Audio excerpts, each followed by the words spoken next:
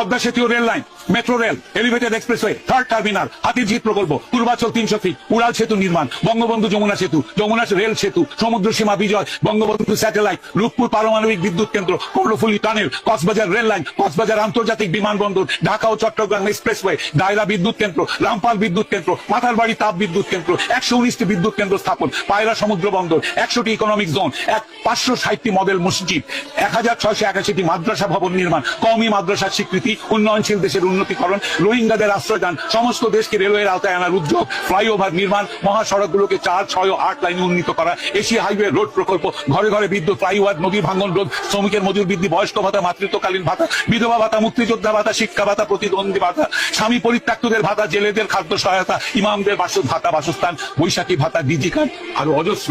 আমার দম কুলাচ্ছে না এতগুলো পড়তে। 15 বছরে যদি এতগুলো কাজ কেউ করে থাকে, তাকে কোন চক্রান্তকারী এই টাকা পাচার করার দেয়? আর সে যদি ডিক্টেটর হয়, খুব ভালো করেছে। বাংলাদেশের গত 10 মাসে প্রমাণিত যে বাংলাদেশের ডিক্টেটরশিপ না থাকলে যে কোনো মানুষকে মব লিঞ্চিং করবে, ধর্মের নামে করবে, হিন্দু বলে করবে, কপালে টিপ পরেছে বলে করবে, মাথায় হেজাব দেয়নি বলে করবে, মাথায় টুপি পরেনি বলে করবে, মাথায় জটা থাকলে করবে, মাজারে বসে ফকির হলে তাকে মারবে। মেরেছে, হাজার হাজার মানুষ মেরেছে এরা।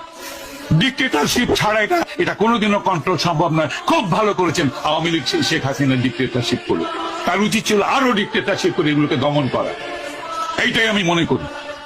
বাংলাদেশের মানুষের কপালে গণতন্ত্রের দরকার নেই। যারা জাতির পিতাকে হত্যা করে তার 54 বছর পর তার ভাস্কর্যের মাথায় পেশাব করে, সেই জাতির জন্য স্বাধীনতারও দরকার নাই। এরা পাকিস্তানের গোলাম হোক।